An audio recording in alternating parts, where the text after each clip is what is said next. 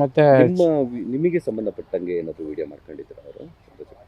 ನನಗೆ ಸಂಬಂಧಪಟ್ಟಾಗ ಬಟ್ ಅವ್ರು ಹೇಳಿದ್ರು ಸರ್ ಏನಕ್ಕೆ ವೀಡಿಯೋ ಮಾಡ್ಕೊಳ್ತಿದ್ದೀರಾ ಇದನ್ನು, ಅವರು ನಮ್ಮ ಮೇಲೆ ಕೇಸ್ ಹಾಕಿದ್ದೀರಲ್ಲ, ನಿಮ್ಮನ್ನು ಕರೆಸಿರಲ್ಲ, ಅದಕ್ಕೆಲ್ಲ ಎವಿಡೆನ್ಸ್ ಬೇಕಾಗುತ್ತೆ ಕೋರ್ಟ್ಗೆ. ಈ ಥರ ಸುಮ್ಮನೆ ಬೇರೆಯವ್ರನ್ನೆಲ್ಲ ಕರೆಸಿ ನನ್ನ ಮೇಲೆ ಇಲ್ಲ ಸಲ್ಲದ ಆರೋಪ ಮಾಡ್ತಿದ್ದಾರೆ ಅಂತ ನಾವು ಕೋರ್ಟಿಗೆ ತೋರ್ಸಕ್ಕೆ ಬೇಕಾಗುತ್ತೆ ಈ ವಿಡಿಯೋ, ಅದಕ್ಕೋಸ್ಕರ ಮಾಡಿ ಇಟ್ಕೊಂಡಿದ್ದೀವಿ ಅಂತ ಹೇಳಿ. ಸರ್ ನಿಮ್ಮ ವಿಡಿಯೋ ಅಂದರೆ ನೀವು ಕೇಸ್ ಹಾಕಿದ್ದಕ್ಕೆ ಸಂಬಂಧಪಟ್ಟಂತೆ ಏನಾದ್ರು ಕ್ಷಮೆ ಕೇಳೋ ರೀತಿ ಈ ರೀತಿ ಏನಾದ್ರು ವಿಡಿಯೋ ಮಾಡ್ಕೊಂಡು? ಕ್ಷಮೆ ಕೇಳಿ ನಾನು ಕ್ಷಮೆ ಏನು ಕೇಳಕ್ಕೆ ಹೋಗಲಿಲ್ಲ. ನಾನು ಇವ್ರ ಜೊತೆ ಯಾವಾಗ ಎನ್ ಕುಮಾರ್ ಜೊತೆ ಹೋಗಿದ್ದೆ ಅಷ್ಟೇ. ಅವ್ರ ವಿರುದ್ಧ ಹೋಗಬೇಡಿ ಅಂತ ಕೊಟ್ಟಿರೋದು ಬಿಟ್ಟರೆ ಲಾಸ್ಗೇನು ಕೊಡಲಿಲ್ಲ ಅವ್ರು ನನಗೆ ಅಮೌಂಟು. ನಾನು ಕ್ಷಮೆಯನ್ನು ಕೇಳಲಿಲ್ಲ. ಆದರೂ ಅವರು ಬರ್ಕೊಟ್ರು ಈ ಥರ ನಾನು ಗೊತ್ತಿಲ್ಲದಲೇ ಸುದೀಪ್ ಮೇಲೆ ಕೇಸ್ ಹಾಕಿದೆ, ಗೊತ್ತಿಲ್ಲದಲೇ ನನಗೆ ಸುದೀಪ್ ಮೇಲೆ ಯಾರೋ ಹೇಳಿದ್ರು ಅಂತ ಕೇಸ್ ಹಾಕ್ಬಿಟ್ಟೆ, ಹಾಗಾಗಿ ನಾನು ಕ್ಷಮೆ ಕೋರುತ್ತಾ ಈ ಕೇಸನ್ನು ವಾಪಸ್ ವಿಡ್ರಾ ಮಾಡ್ಕೊಳ್ತೀನಿ ಅಂತ ಈ ಥರ ಬರ್ಕೊಡಿ ಅಂಥೇಳಿ ಅವರೇ ಹ್ಯಾಂಡ್ ರೈಟಿಂಗಲ್ಲಿ ಎಲ್ಲ ಒಂದು ಲೆಟ್ರ್ ಬರ್ಕೊಟ್ರು. ಅದು ನಾನು ಬರಲಿಲ್ಲ, ನಾನು ನನ್ನ ವೈಫ್ ನನ್ನ ಮಗ ಹೋಗಿದ್ವಿ ಅವತ್ತು ಅಲ್ಲಿ ಗಿರಿನಗರಲ್ಲಿ.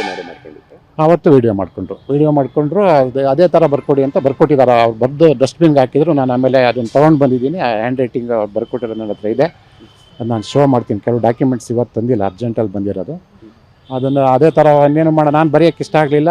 ಆಮೇಲೆ ನಾವು ಕಷ್ಟದಲ್ಲಿದ್ವಲ್ಲ, ನಮ್ಮ ವೈಫ್ ಹೊತ್ಲಾಗ ಏನೋ ಒಂದು ಮುಗಿಲಿ ಬಿಡಿ ಹೊತ್ಲಾಗಿ ಬರ್ಕೊಟ್ಬಿಡೋಣ ಅಂತೇಳಿ ನಮ್ಮ ವೈಫ್ ಹತ್ರನೇ ಬರೆಸ್ದೆ. ಆ ಹ್ಯಾಂಡ್ ರೈಟಿಂಗ್ ಅವ್ರ ಹತ್ರ ಇಟ್ಕೊಂಡೆ. ಸುದೀಪ್ ಸರ್ ಮತ್ತು ನಂತರ ವೀಡಿಯೋ ಕಾಲ್ ಮಾಡಿ ಮಾತಾಡಿದ್ರು, ಬಂದಿದ್ದೀರಾ, ಚೆನ್ನಾಗಿದ್ದೀರಾ, ಎಲ್ಲ ಹಾಗೆ ಮಗನ ಏನು ಓದ್ತಾ ಇದೆಯಾ ಅಂತೆಲ್ಲ ಕೇಳಿದ್ರು. ಆಮೇಲೆ ಏನು ಇಂಟ್ರೆಸ್ಟ್ ಅಂತಲೂ ಕೇಳಿದ್ರು. ವಿಡಿಯೋದಲ್ಲಿ ನಾನು ಹೇಳಿದೆ ಸರ್ ಕ್ರಿಕೆಟ್ ಅಂದರೆ ಇಂಟ್ರೆಸ್ಟು, ನಿಮಗೆ ಕ್ರಿಕೆಟ್ ಆಡ್ತಿರಲ್ಲ, ಒಂದು ಬ್ಯಾಟ್ ಕೊಡಿ ಸರ್, ನೀವು ಆಟ ಆಡಿರೋಂಥ ಒಂದು CCL ಯಾವುದೋ ಅಂತೇಳಿ. ಆಯಿತು ಓಕೆ ಎಲ್ಲ ಮಾಡೋಣ ಹಾಗೆ ಹೀಗೆ ಅಂದರು. ಜೊತೆಲಿ ಸರ್ ನನಗೆ ತುಂಬ ಲಾಸಲ್ಲಿದ್ದೀನಿ, ಕೋರ್ಟ್ ಕೇಸು ತೋಟನೂ ಎಲ್ಲ ಕಟ್ಕೊಂಡು ಒಂದು ಕಾರು ಕೊಡಿ ಸರ್ ಅಂತಲೂ ಕೇಳಿದ್ದೆ ನಾನು. ಆಮೇಲೆ ಅದನ್ನು ತುಂಬ ಫೋರ್ಸಬಲಿ ಕೇಳ್ತಾನೇ ಇದ್ದೆ ನಾನು. ಸ್ವಲ್ಪ ಇದ್ರ ಜೊತೆಗೆ ಎಲ್ಲ ಇದು ವಿಡ್ರಾ ಆದಮೇಲೆ ನಾನು ತುಂಬ ಲಾಸ್ ಆಗಿದೆ, ಅಮೌಂಟ್ ಕೊಡಿ ಅಂತ. ಲಾಸ್ಟಿಗೆ ರಫ್ ಆ್ಯಂಡ್ ಟಫ್ ಕ್ಯಾರೆಕ್ಟರ್ಗಳು ಇದರಲ್ಲಿ ಲ್ಯಾಂಗ್ವೇಜಲ್ಲಿ ಎಲ್ಲ ವಾಟ್ಸಪ್ ಕಾಲ್, ಕೆಲವನ್ನ ವೀಡಿಯೋ ಇದು ರೆಕಾರ್ಡ್ ಮಾಡೋಕ್ಕಾಗಿಲ್ಲ. ನಾನು ಎಲ್ಲೋ ಇರ್ತಿದ್ದೆ, ಇದು ನಾನು ಯಾವ ರೆಕಾರ್ಡ್ ಮಾಡೋಕ್ಕಾಗ್ತಿರ್ಲಿಲ್ಲ. ಆದರೂ ಕೆಲವು ಇದೆ, ಅವೆಲ್ಲ ನಾನು ಸ್ವಲ್ಪ ಡಾಕ್ಯುಮೆಂಟ್ ಇದೆ ಕೊಡ್ತೀನಿ ನನಗೆ. ಅಂದರೆ ಸರ್ ನಿಮಗೆ ನಂಬಿಸಿ 60 ಲಕ್ಷ ಕೊಡ್ತೀನಿ ಅಂತ ಹೇಳಿ ನಂಬಿಸಿ ಈಗ 10 ಲಕ್ಷ ಕೊಟ್ಟು ಇನ್ನು 50 ಲಕ್ಷನ ಕೊಡದಲ್ಲೇ ನಿಮಗೆ ಹೆದರಿಸ್ತಾ ಇದ್ದಾರೆ? ಹೌದೌದು, ನನಗೆ ಮೇನ್ ಅದೇ ಅನ್ನೋದು ನಿಮ್ಮ ಆರೋಪ? ಹೌದೌದು, ಯಾಕೆಂದರೆ ಆ ವಿಡಿಯೋ ಮಾಡ್ಕೊಂಡಿದ್ದಾರಲ್ಲ, ನಾನಿನ್ನು ತುಂಬ ಫೋರ್ಸ್ ಮಾಡಿದ್ರೆ ಅಥವಾ ಏನಾದ್ರು ಮಾಡಿದ್ರೆ ಆ ವಿಡಿಯೋನ ಏನಾದರೂ ಇಟ್ಕೊಂಡು ಇನ್ನೊಂದು ಬೇರೆ ಥರದ್ದು ಇದು ಮಾಡ್ಬೋದೇನೋ ಅನ್ನೋ ಒಂದು ಮನೋಭಾವನೆ ನನಗೆ. ಈಗ ಮುಂದಿನ ನಡೆ ಏನು ಸರ್ ನಿಮ್ಮದು? ಮುಂದಿನ ನಡೆ ನಾನು ಬೆಂಗಳೂರು ಕಮಿಷನರ್ಗೂ ಕಂಪ್ಲೇಂಟ್ ಕೊಟ್ಟಿದ್ದೀನಿ, ಚಿಕ್ಕಮಗಳೂರು SP ಅವ್ರಿಗೆ ಕೊಟ್ಟೆ. ಬಟ್ ಅದು ಈ ಲಿಮಿಟ್ಸ್ ಆಗಿಲ್ಲ, ನೀವು ಬೆಂಗಳೂರಲ್ಲೇ ಕಂಪ್ಲೇಂಟ್ ಮಾಡಿ ಅಂತೇಳಿ ಇಲ್ಲಿಂದ ಅಲ್ಲಿ ಟ್ರಾನ್ಸ್ಫರ್ ಮಾಡಿದ್ರು. ಕಮಿಷನರ್ ಅವ್ರಿಗೆ ಕೊಟ್ಟಿದ್ದೀನಿ ನಾನು ಅಲ್ಲಿ. ಮುಂದಿನ ಅದು ಕೊಟ್ಟು ಒಂದು 4 days ಆಯಿತು, ಮೊನ್ನೆ ಶುಕ್ರವಾರ ಕೊಟ್ಟು ಬಂದಿದ್ದೀನಿ. ಮುಂದಿನ ಆಕ್ಷನ್ ಏನು ತಗೊಳ್ತಾರೆ ನೋಡಬೇಕು ಕಮಿಷನರ್ಸ್ ಅವ್ರಿಗೆ.